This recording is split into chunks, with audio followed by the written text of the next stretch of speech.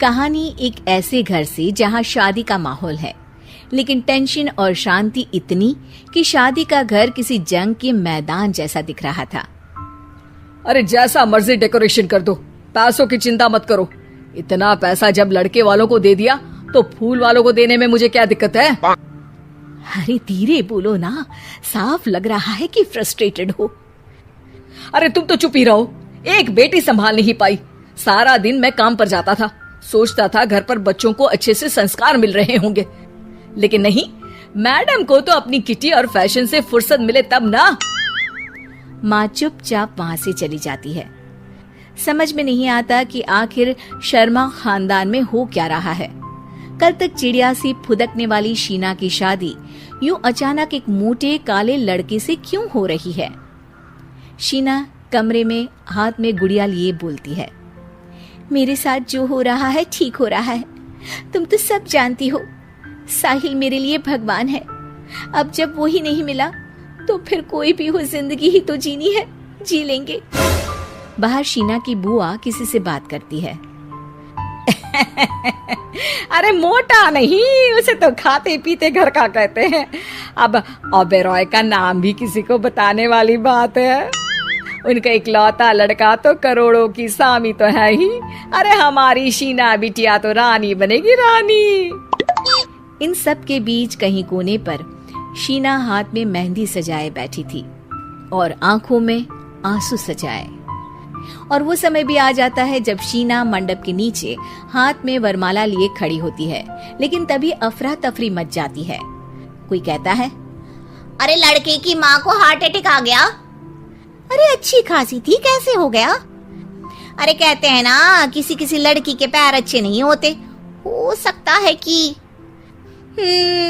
मनहूस है ये लड़की। शीना पास खड़ी सब सुन रही थी। फिर शीना अपने कमरे में आ जाती है। शादी ये कहकर नहीं होती कि लड़की मनहूस है। अब लगातार शीना के लिए लड़के देखने आते, लेकिन आस पड़ोस या किसी के कहने पर शादी हर बार टूट जाती। लेकिन एक दिन, अंकल, मैं काफी दिनों से आपसे मिलने की कोशिश कर रहा था, लेकिन हिम्मत नहीं हो पा रही थी।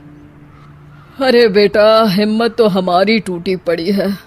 वैसे कौन हो तुम? अब मेरा नाम साहिल है अंकल। मैं शीना से प्यार करता हूँ और उसी से शादी करना चाहता हूँ।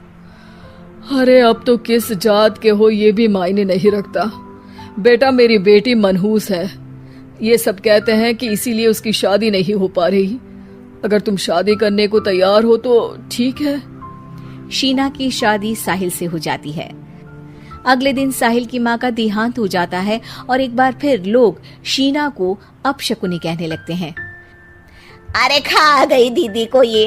अरे क्या जरूरत थी साहिल किसी मनहूस को घर लाने की? पर बुआ, माँ की तो तबीयत पिछले कई साल से खराब थी। डॉक्टर्स ने जवाब दे दिया था। क्या पता ये भी उनका सौभाग्य हो कि वो बहू का मुंह देख पाई। अरे बहू का मुंह देख पाई, या ये कह लो कि बहू का मुंह देखते ही स्वर्ग लोक सिधार गई। खैर, हमें क्या, घर तुम्हारा है, हम तो चले। अब शीना को खुद पर ही शक होने लगता है कि कहीं सच में वो अपशकुनी तो नहीं। साहिल, हम दोनों की शादी नहीं हुई होती तो अच्छा था। देखो ना, कैसे पहले मेरी शादी टूटती थी और अब तुम्हारी माँ भी।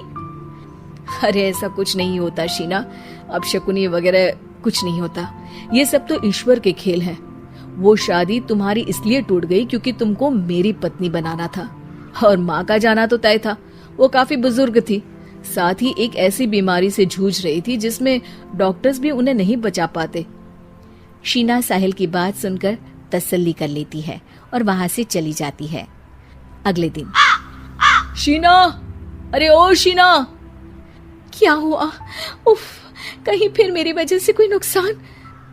अरे नहीं नहीं शीना, तुम जानती हो, जिस प्रॉपर्टी के केस को हम बरसों से लड़ रहे थे उस पर फैसला आ गया, वो भी हमारे हक में। अब हम करोड़पति हो गए शीना। शीना शांत रहती है। अरे क्या हुआ? करोड़ पत्नी बनकर तुमको खुशी नहीं हुई? शीना की आंखों में पानी आ जाता है। चलिए जी, कुछ तो अच्छा हुआ मेरी जिंदगी में आकर आपके साथ। साहिल शीना को गले लगाकर कहता है, मेरी नई नौकरी भी तुम्हारे ही आने से लगी। ये प्रॉपर्टी का केस जीता। सब कुछ तो तुम्हारे आने के बाद ही हुआ, फिर तुम मनहूस कैसे? ये सुनकर शीना खुश हो जाती है।